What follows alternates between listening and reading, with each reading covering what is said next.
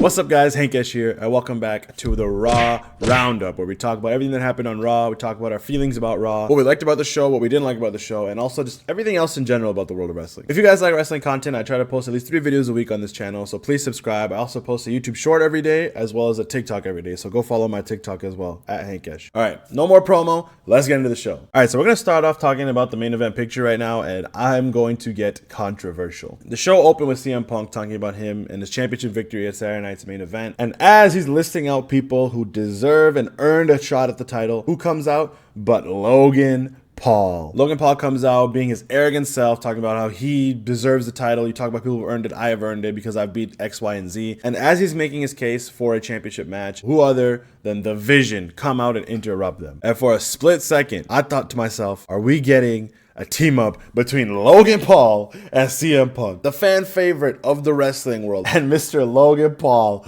who the wrestling community absolutely despises? I thought that would make an interesting dynamic for a team. But Logan Paul says, bun that, he leaves the ring, and then the Vision kind of bitch him a little bit. They push him down. Later on in the night, CM Punk was approached by Jey Uso, who said, I'd tag with you to beat the Vision. And they had a main event tag team match. Ended it in a double countout, which was kind of cheap in my opinion, but I had a feeling they were going to do some kind of shenanigans finish. Then as things were looking bleak and CM Punk was sitting there with a chair and the Vision was crawling up with them with 2 steel chairs, who else than Logan Paul comes out to quote unquote make the save, only to turn on him and use the brass knuckles to knock out CM Punk and maybe join the Vision. Now this is where the controversy comes in. After the show was done, I'm seeing all this hate online for Logan Paul, saying he doesn't deserve to be in this spot, he doesn't deserve to be in the main event, why is he here, get him off our television screen. In my opinion, Logan Paul is fantastic and he deserves to be in the main event. I said it, I told you I'm getting controversial. Logan Paul's amazing, okay? He's great in the ring, he has great character work, he's great on the microphone, he deserves to be in that spot. I think this main event scene just got a lot more interesting once you insert Logan Paul in there, and you have that curious dynamic between Logan Paul and the Vision. Is Logan Paul actually in the Vision? Is he just there to help out? I don't know. This whole wrinkle in the main event scene of Logan Paul actually makes it a lot more interesting than it was just 3 nights ago before Saturday night's main event. And when they were kind of hinting at that false face turn for Logan Paul at the beginning of the show, I was really thinking to myself, a face Logan Paul could actually work. Hear me out. I know a lot of people just groaned at their screens. Think back to the way MJF and AEW became this goofy, likable character in the Better Than You Baby storyline in 2023. We're talking about MJF, the most dastardly heel in AEW. Someone who cheated all the time, dressed down every single opponent he had on the mic, and always took the bad route. I can see WWE pulling off something similar with Logan Paul, making him have that one friend in the locker room. And that will change his perspective on other people in the locker room. Some storyline like that would actually make Logan Paul a decent face. Like I said, I got controversial. I think Logan Paul is built for this business and he can make a great face. All right, hopefully I haven't lost too many of you in this video. Let's talk about this women's division now. Holy crap. The Raw women's division is on absolute fire right now. Every storyline, every single beat is something interesting going on, and I am totally here for it. On the show, you had Becky Lynch cut a fiery promo about how Maxine doesn't deserve to be on the level that she is. She was acknowledging the whole Vision thing, the whole Seth injury and Seth attack. She was talking about the ref being crooked and costing her these matches against Maxine. And she was talking directly to Maxine, saying that you don't deserve this championship spot. No matter how much training she does,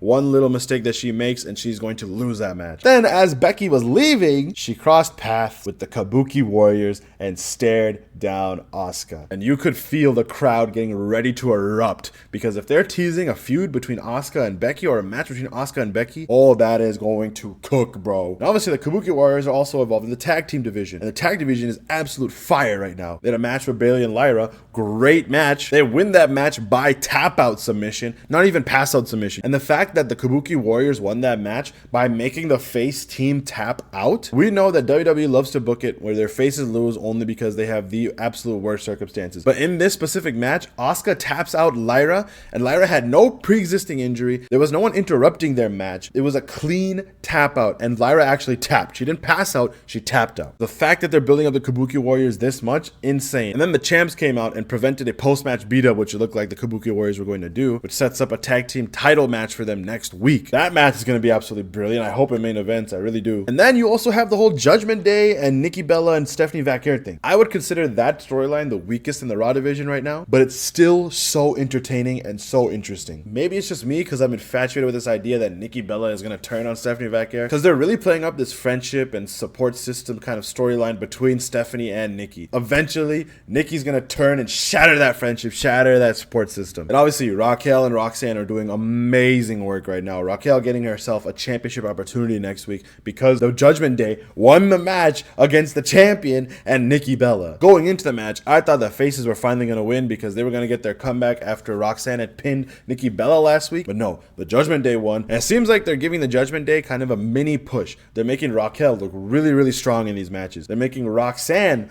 look amazing in these matches. So yeah, the women's division on Raw is absolutely stacked. There's no bad storyline, in my opinion, in the women's division on Raw, including tag team, including world heavyweight, and including just the side stuff as well. Now, the same cannot be said for the Raw tag team division. The Raw tag team division is starting to build up again, especially with the titles changing over to AJ Styles and Dragon Lee. But man, you have so many tag teams that are in the backstage area that they're not using. The Viking Raiders, the New Day, the Creed Brothers, those are 3 solid tag teams that I just gave you that could give a boost to this tag team division, especially the New Day. The New Day are doing great character work with this whole saving the tag team division storyline. It's perfectly built for them to go after the titles. Right now, they're just sitting on the sidelines and they're not doing anything. They're not even getting any TV time. But it's so attached with this Judgment Day stuff right now that it's not giving other teams a chance. Don't get me wrong, I love the match they had this week. It was a phenomenal match, but I really think that this tag team division can benefit from a breath of fresh air and having other teams go for the title. And I think the Judgment Day needs to kind of focus on their internal beef right now they have, especially with Dom, Finn, and JD just butting heads together.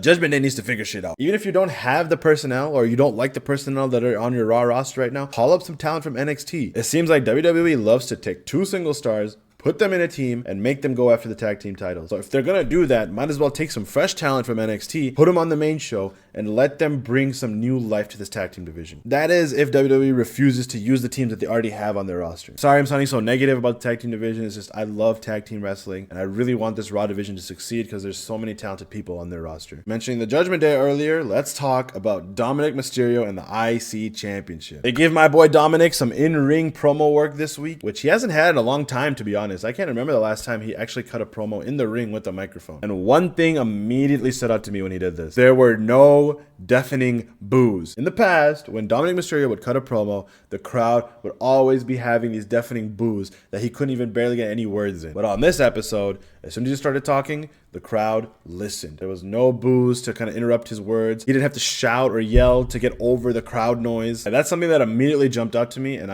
I like it. I like it. The crowd likes Dom now. Let's go. As Dom is cutting this promo about being the best champion ever, the best wrestler ever, the best luchador ever, out comes his father, Rey Mysterio. Rey Mysterio's back. He returned on this show. Seems like Rey and Dom are going to square off one more time. Seems like it might be for the IC Championship, and I'm here for it. I think given the age of Rey Mysterio, yeah, he can still go. He can still move so well in the ring. He's always at risk of an injury that will put him on the shelf forever. That'll make him retire. So I think getting this feud with Dom done and wrapped up as early as possible is the right move. Let me fantasy book a little bit here again. I think Rey Mysterio can be the perfect person to help turn Dom babyface again. Obviously, Dom is over with the crowd like I mentioned earlier. They were literally singing Dirty, Dirty Dom while Rey Mysterio was in the ring. A legend like Rey Mysterio. So clearly Dominic Mysterio is super over, and they finally need to wrap up this heel run, I think, of his by making him come to terms with his dad and have them reconcile, reunite, and finally have a nice father and son relationship again. I think that's the way they're going to turn him face. And again, this is just me fantasy booking. So I love this segment a lot. I love that Rey Mysterio got the upper hand this time, showing him that, hey, I'm your father, bro. I still got a lot left that I didn't teach you that you don't know. I think it's perfect. It's a great storyline. I'm here for it. Let's go Dom. Let's go Rey.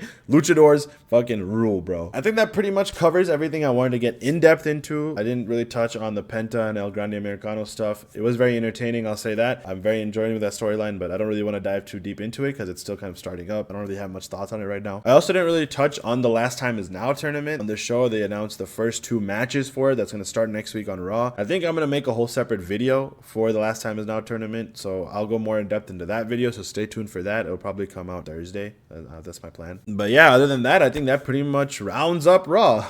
Wordplay. Like I said at the beginning, let me know what you guys thought about the show in the comments below. If you made it this far, please hit that subscribe button and like this video so it boosts itself in the algorithm. Also, go follow my TikTok page at Hankeshh. But yeah, other than that, I think that's pretty much it. That wraps it up for me. Bye.